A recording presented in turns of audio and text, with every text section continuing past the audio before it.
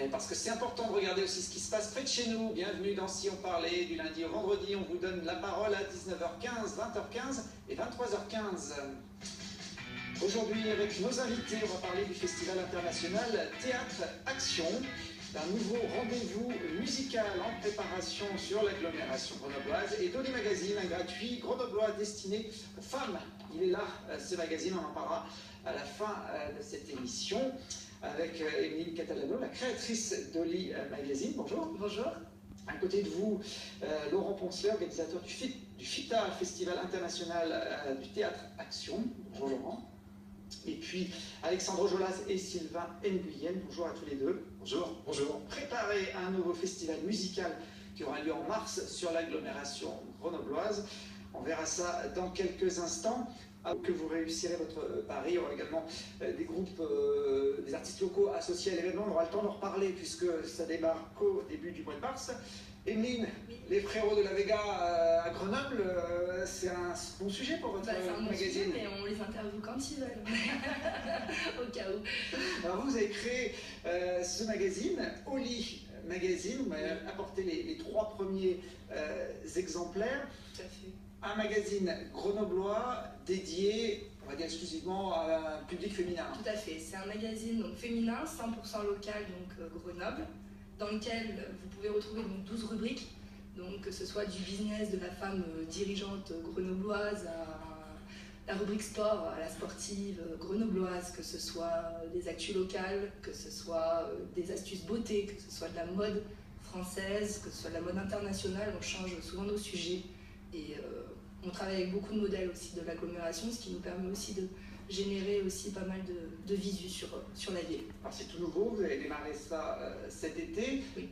C'est une équipe de filles qui est derrière ce magazine? Et non, pourtant le rédacteur en chef est un homme. Ah. Voilà, Evian Trubia qui est mon collaborateur, hein, qui est là quasiment depuis le départ, et en qui ce magazine ne pourrait pas être là également. Par contre, en une des 3 premiers en tout cas, il n'y a pas beaucoup d'hommes. Hein. Non, ce sont que des femmes.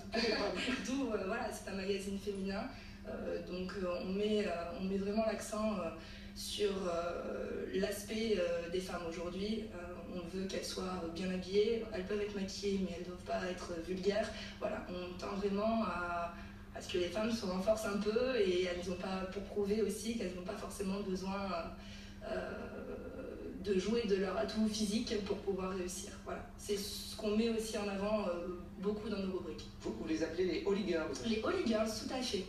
Oli Girls, oui. C'est combien les Oli Girls? Alors les Oli Girls, jusqu'à présent, donc, là on entame donc, notre 4e numéro sur lequel on travaille sur la maquette, donc pour cet hiver.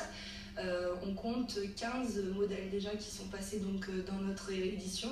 On a un studio qui est en interne puisqu'on réalise donc, nos photos directement à l'édition, ce qui nous permet d'avoir pas mal de visuels pour alimenter nos rubriques. Ah, parce que la fabrication du journal, c'est entièrement sur Grenoble. On voit par exemple des images d'un shooting photo. Tout à fait.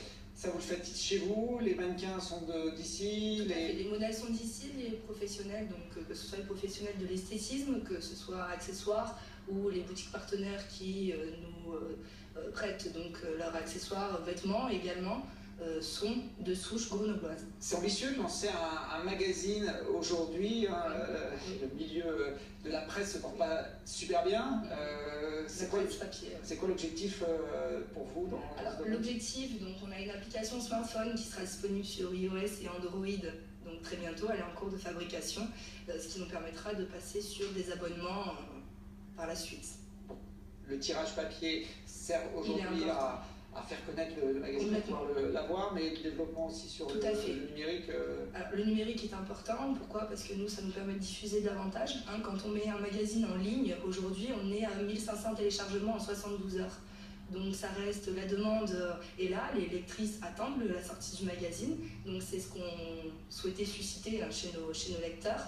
Et puis si vous voulez, là on attend la rentrée surtout janvier 2017, pour pouvoir lancer une version papier et à ce moment-là, donc dans les bureaux de tabac. On pourra trouver un petit peu partout. Exactement. Vous avez déjà pris compte du magazine? On sera à 2 € pièce.